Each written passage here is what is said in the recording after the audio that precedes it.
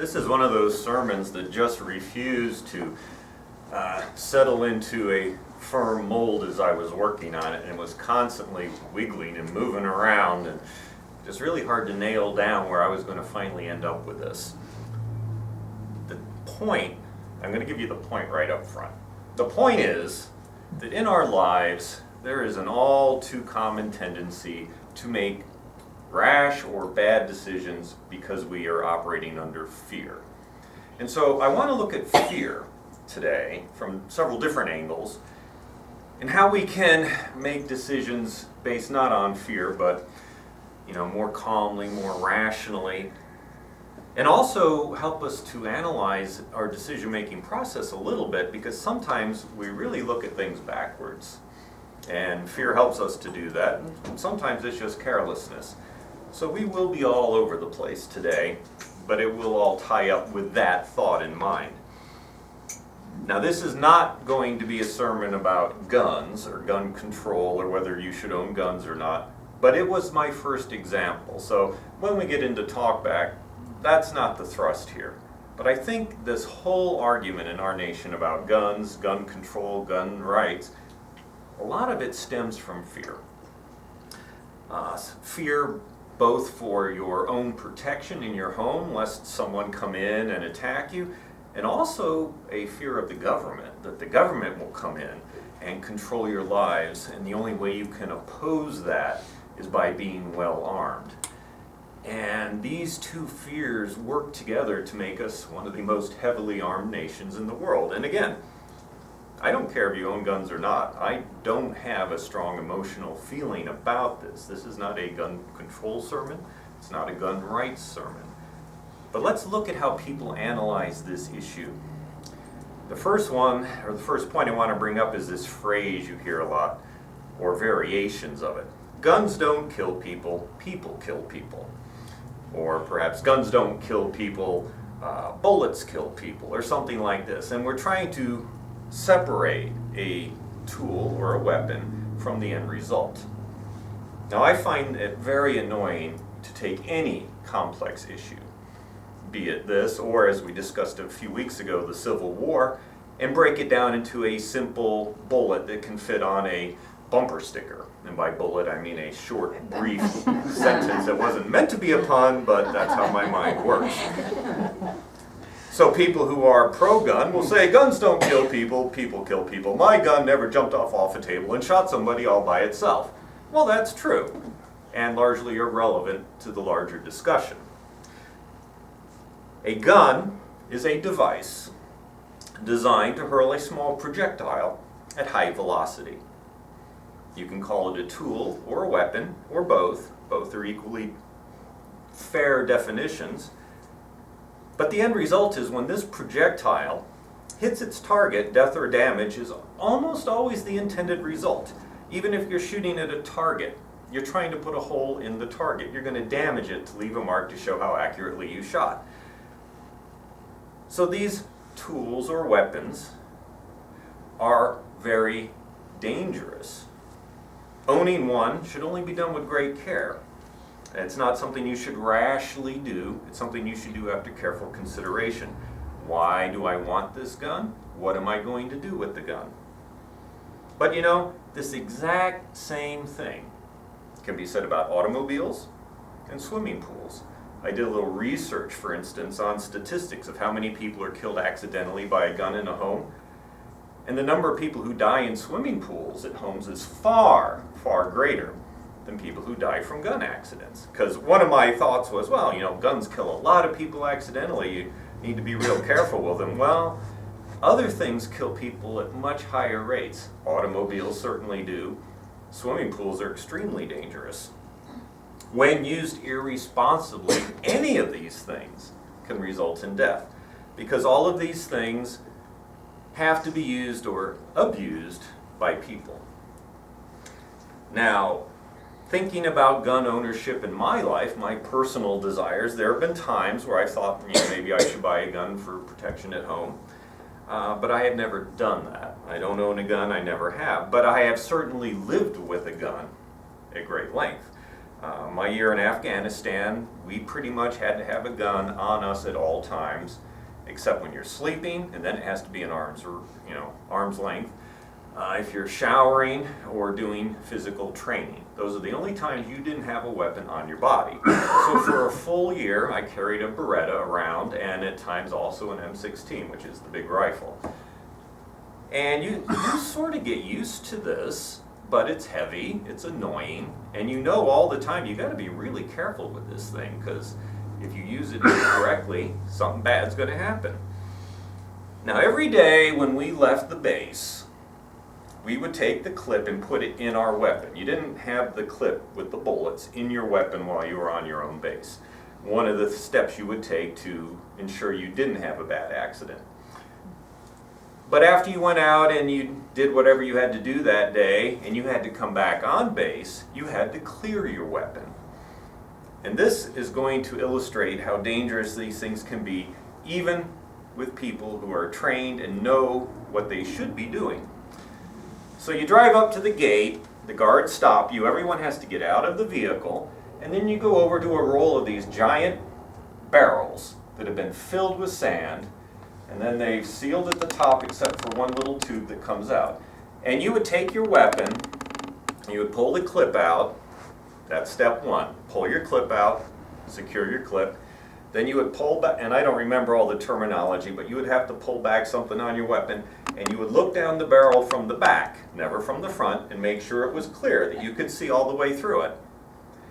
Then you would show it to your neighbor, and they would yell clear. They are supposed to check your weapon. Then you stick your weapon in that little tube, and you pull the trigger, just to make sure nothing bad's going to happen. That somehow all of you have missed the bullet lodged in there. And if you actually did pull a trigger and a bullet came out, that's called shooting the barrel. Now you're never supposed to shoot the barrel. That should never happen. And by the steps I just described to you, that's pretty basic. You pull the clip out, you pull back on whatever this, and what is this thing called? The bolt. You pull back on the bolt, you look down, there's a clear light through your weapon, there's no bullet in there. The bullet doesn't magically jump in there. If you can see through it, it's clear. Show it to your neighbor, yeah, it's clear. Pull the trigger, nothing happens. We had a group of 100 people. We were there for a year. 2 people managed to shoot the barrel anyway. Now you get in a lot of trouble if you shoot the barrel. You haven't hurt anyone, but you've shown that you are really dangerous because you have managed to not follow simple instructions with something that can kill people. And for those of you who like to make fun of officers, they were both officers.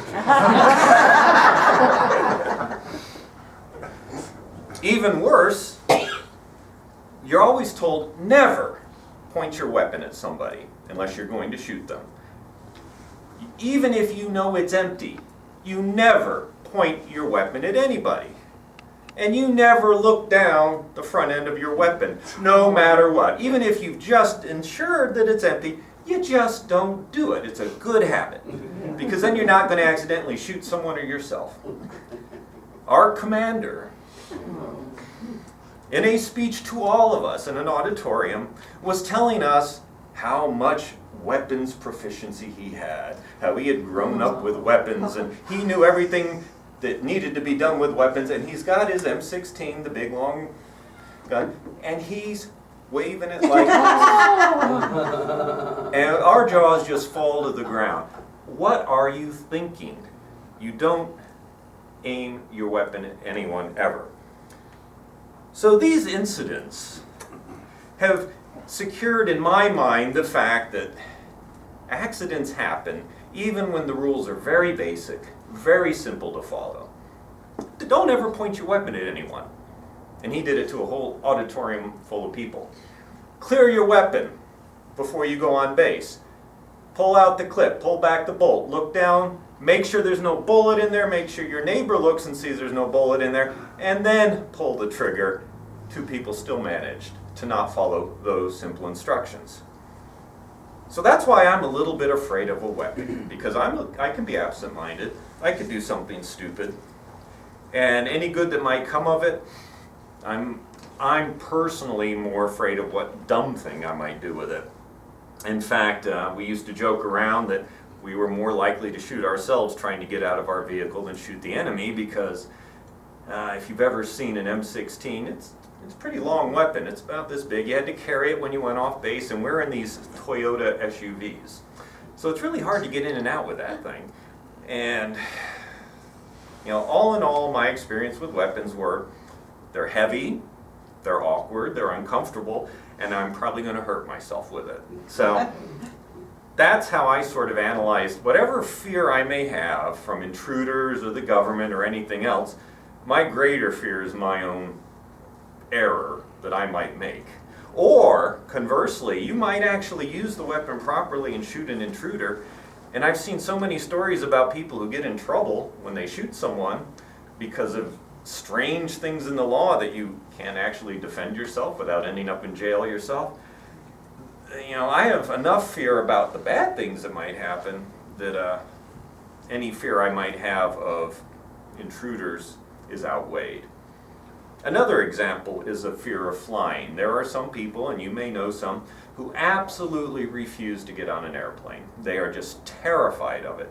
And of course, whenever an airplane crashes, that's national news. It was on the CNN website this morning that a plane has disappeared in Indonesia. And those things always make the news.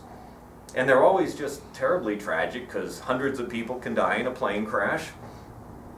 And I think part of it is you can imagine yourself on an airplane as you suddenly realize you're going down and you're not pulling up, and you have time to think about what's about to happen, as opposed to, say, an auto accident that happens like that and you don't see it coming. Being in an airplane and thinking about what's going to happen is terrifying. But that being said, flying is not an unsafe experience. In 2014, there were 37.4 million flights. 37.4 million. That works out to be about 102,000 flights a day. How many airliners crashed in that year? Well, over the last couple years, the average was around 140. So 140 flights crash out of 37.4 million. So it's extremely safe to fly in an airplane. It is far safer to fly in the airplane than it is to drive in your car to the airport. It's safer to fly in an airplane than to drive to church. But we do that without thinking. But some people are terrified of the flight experience. And I, for one, will fully acknowledge that flying in an airplane can be unpleasant, but it is safe. From a statistical point of view, there's no reason anyone should be afraid to fly. And yet people are. Because we make decisions based on fear rather than logic or reason. And then, of course, there's the fear of what comes after we die. Is there an afterlife? What happens? And how do we plan for that or prepare for that moment that we know nothing about? Now, Blaise Pascal, who was a French mathematician, physicist, inventor, writer, and Christian philosopher, came up with something known as Pascal's wager. And this is more or less the first philosopher to teach you how to bet on the afterlife. And here's how it goes. You are all in the game. You have no choice. You are all alive and you're all going to die, and you now have to make a wager. Is there a God or isn't there a God? And if there is a God, what's going to happen to you after you die? And you don't get a choice. You don't get to pull out of the game. You don't get to say, I don't make bets. This is one you are all involved in. And he would argue that you had to decide, were you going to bet on no God, and therefore this life is all there is, and hopefully nothing thereafter, or are you going to bet that there is a God, that there is an afterlife, and you'd better start doing what you need to do so that your afterlife is a good one and not a bad one? You have to place that bet. And what about those who can't just generate faith? Okay, I acknowledge there might be a God, but I just can't really believe this. What am I supposed to do? Well, Blaise Pascal said, if you're going to play the game and you want to bet that there's a God, but you can't generate that faith, then you have to train yourself to believe. And I'm going to read a quote from what he wrote. But at least learn your inability to believe, since reason brings you to this, and yet you cannot believe. Endeavor then to convince yourself. Try to convince yourself. Not by increase of proofs of God, but by the abatement of your passions. In other words, get rid of your passions. You would like to attain faith, but you don't know the way. You would like to cure yourself of unbelief and ask, what is the remedy? How do I cure myself of this unbelief if I'm going to play this game and I want to bet on God? Learn of those who have been bound like you and who now stake all their possessions. These are people who know the way which you would follow and who are cured of an ill which you want to be cured of. Follow the way by which they began, by acting as if they believe, taking the holy water, having masses said, etc. Even this will naturally make you believe and deaden your acuteness. Now, I'm going to paraphrase this, because the language is a little archaic. If you want to become a believer, but you just don't have it in you, look to those around who do believe and imitate them. They used to be like you, but they were cured. You can be cured also of your doubt and of your reason. And what you need to do is practice. Act as though you believe. Go to church. Take Mass. Take the holy water. Act as though you believe, and eventually your acuteness, your reason will be deadened, and you will become a believer. That's pretty tragic. This advice was actually given to me as we were going through our eventual withdrawal from conservative Christianity. A Sunday school teacher who I liked very much and was very intelligent gave me a short booklet by Blaise Pascal, and he talked to me about practicing belief. If you have doubts, then just keep practicing. Even if you can't think it intellectually, you can do it physically. Do the things you would do as though you believe, and eventually it will become second nature to you. You train yourself to believe. And so this advice, this logic, again, is driven by fear. Fear that in the game of life, there's a bunch of losers at the end. The losers are those who don't believe and don't get the eternal life. Whether it be eternal damnation or simple annihilation, ceasing to exist, you don't get that eternal reward unless you play the game right. And logically, you should bet on God because the reward is so great. And if you don't bet on God, the punishment could be very great, and the loss would be huge because you lose this wonderful eternal life. So you have to logically train yourself to believe, or so says Blaise Pascal. Now you've probably been thinking about this and wondering if there's flaws with his logic. There certainly are. For one thing, what if you're betting on the wrong God? I mean, he's assuming it's the Christian God you need to bet on. But what if, by training yourself to believe that, you get to heaven and find out it's not the Christian God, it's some other God that's really ticked off that you decided to follow this false religion. And there are a multitude of other gods out there in human history that wouldn't have been pleased with your decision to worship just this one God. So that's probably the most glaring flaw in this. Also, Blaise would argue that you really don't lose anything by believing and practicing this belief. Well, you lose a great many things. You lose time, you lose money, you lose freedom, you lose freedom from guilt that is instilled when you start believing things are bad or evil or sinful that maybe aren't. You lose relationships. There's all sorts of things you can lose. So his argument doesn't really hold water to me. It didn't scare me enough to get me back on the track. Even after reading this line of reasoning, I did eventually leave the faith. This didn't really do much for me. I have no desire to kill my reason, or my acuteness as he calls it. And so I couldn't live like that. You have to actually stop being you to some degree. So those are three examples of fear. The fear of your own well-being that drives you perhaps to buy a weapon of some sort to protect yourself. The fear that if I get in this airplane, I'm going to die a horrible death, so I'd much rather drive for days than fly for a couple hours, or I'm just not going to visit people who live far away and I lose that relationship because I'm terrified to fly. And then the fear that if I don't believe a certain thing, something horrible is going to happen to me after I die. And so I will maintain at least the outward appearance of a religious belief and practice so that hopefully my faith will return if I've lost it, so that I won't suffer eternal damnation. And I will give up being what I want to be inside because the gamble is too great. I fear the eternal consequences because of what other human beings tell me. And that's the bottom line. Don't let other human beings drive you to be something other than what you are. Now, this being said, fear, of course, is not necessarily a bad thing. Fear is a survival mechanism that we've got through evolution, I believe, that allows us to avoid dangers. But sometimes we have fear reactions that cause us to do things that may not be the wisest choice.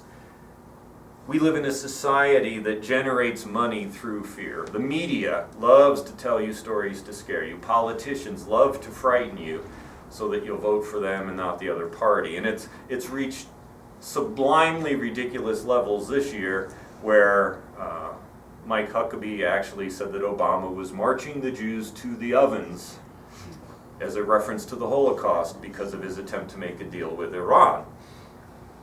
There are times where I marvel at the things that come out of people's mouths, and this year promises to be one of the ugliest ever. Not that they haven't been ugly in the past, but there is rhetoric going on today that's probably record-setting and is based on fear. Religions keep people in line through fear, and in extreme cases, religions cause people to kill others or kill themselves or both to please a wrathful God. We must be wise enough to see through the fear.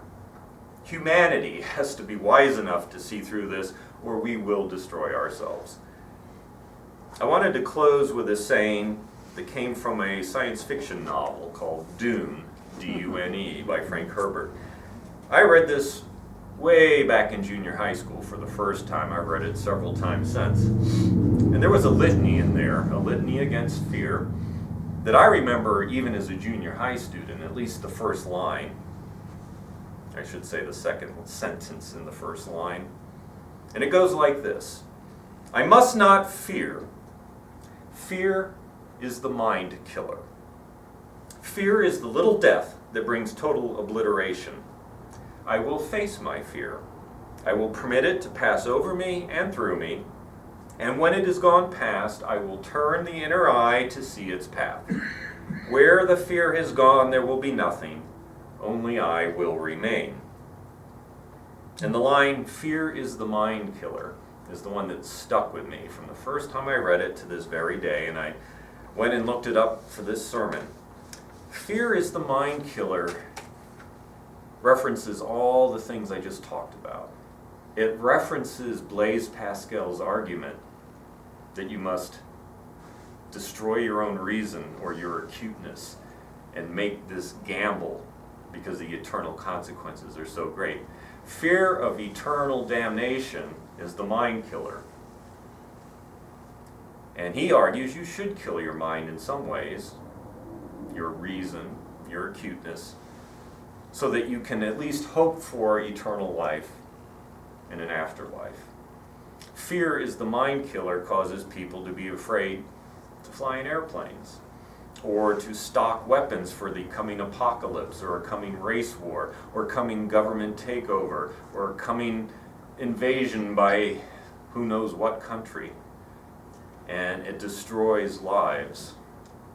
So I close with this thought. Whatever it is that's really causing you fear, take a good hard look at it. Look at that fear. Is it killing your mind in some way? Is it killing a part of you? Is it destroying something in your life that it shouldn't be destroying? How do you deal with it? How can you overcome it? There's a lot of questions I'm throwing out at you now. I'm looking forward to a good discussion about this afterwards, because I don't claim to have all the answers, but I do know that fear is something we need to face, deal with, and in doing so, our lives will be better for it. Thank you.